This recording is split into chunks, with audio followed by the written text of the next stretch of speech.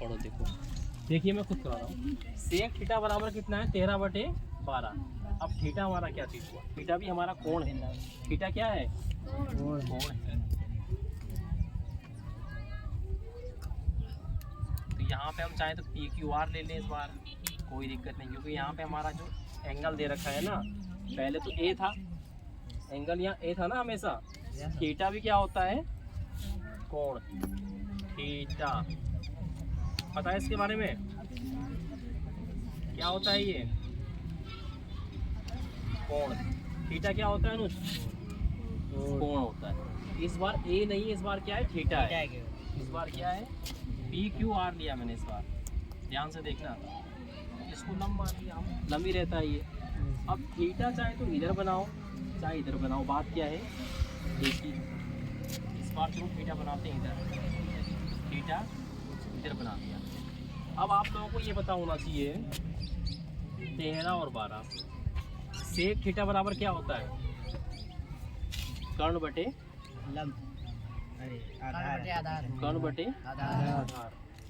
जब भाई जिससे पूछूंगा बताएगा, जब ये थीटा मेरा इधर है, अच्छा एक तो पता है आपको कि ये जो सामने वाली भुजा क्या है, कर्ण। ये क्या है, इस आधार में बताया गया। क्यों बोला ऐसा, समकोण त्रिभुज, समकोण है ना ये, समकोण के सामने वाली भुजा हमेशा क्या होती है, कर्ण। स्टार्ट फर्स्ट स्टेप इसका ये हो गया। कैसे समझना है, समकोण के सामने वाली भुजा क्या हो गई, कर्ण। दूसरी बात क्या है, एंगल देखो थीटा कहाँ बन रहा है, थीटा बन रहा है या आर दे रखा है, ए दे रखा है। ये हमारा कोण क्या होता है, न्यून कोण।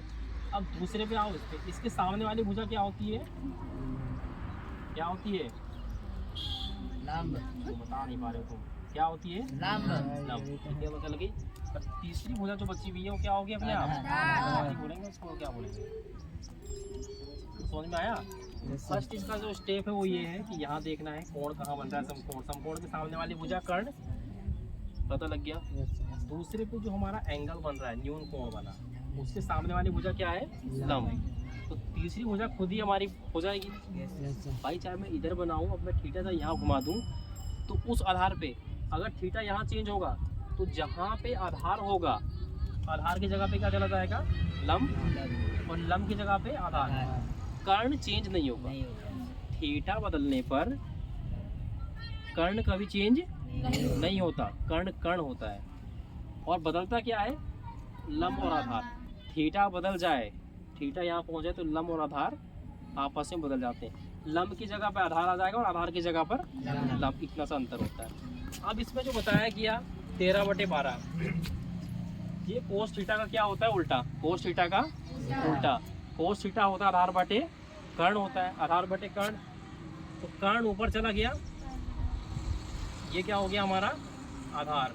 ये क्या हो गया, आधार।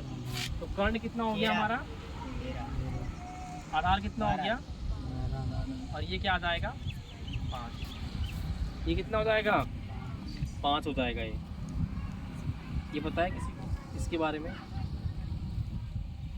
चलो इसको निकालते हैं, फिर बताता हूँ 5 कैसा है।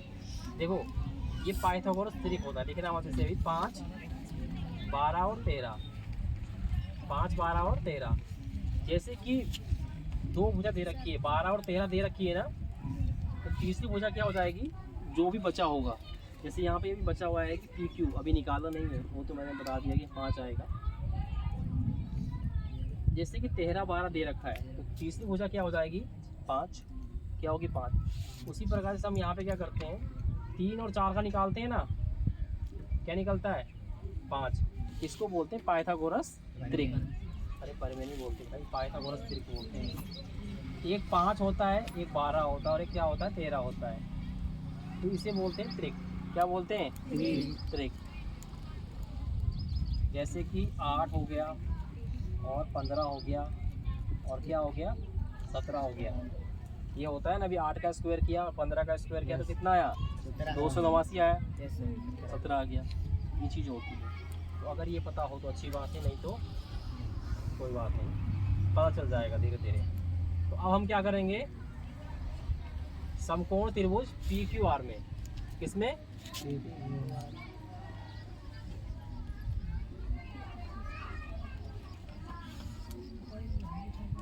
P Q. अब मैं पाइथागोरस पर मैं नहीं लिखूंगा, बार बार पाइथागोरस पर मैं नहीं लिखूंगा, आप लोगों को समझ जाओगे डायरेक्ट, है ना। तो यहाँ पे क्या कर्ण हमारा कितना है, पी आर का स्क्वायर बराबर लंब कितना है, पी क्यू का स्क्वायर, आधार कितना है, क्यू आर का, यही पाइथागोरस पर में। तो अब हमें ज्ञात क्या करना है, ये ज्ञात करना है ना, पी क्यू ज्ञात करना है। तो देखो पी आर का स्क्वायर कितना है हमारे पास, पी आर कितना है 13 का स्क्वायर, पी क्यू ज्ञात करना है, पी क्यू का स्क्वायर प्लस क्यू आर कितना है हमारा, क्यू आर कितना है 12 का स्क्वायर करो, हो गया। 13 का स्क्वायर कितना होता है 169, यही होगा ना। और पी क्यू का कुछ दिया नहीं है, ये तो याद करना है हमको। और 12 का कितना होता है 144 कर दिया हमने। अब इसमें करना क्या है, पी क्यू मुझको निकालना है, ये प्लस का है ना, पी क्यू 169 यहाँ पर है, ये प्लस का बराबर के लेफ्ट साइड में राइट में है ना, इसको इधर लाएंगे, क्या हो जाएगा माइनस से कितना हो जाएगा 144, और बराबर में क्या बचा हुआ है ना, पी क्यू का हटिया कितना आएगा यहाँ पर 25 बराबर पी क्यू का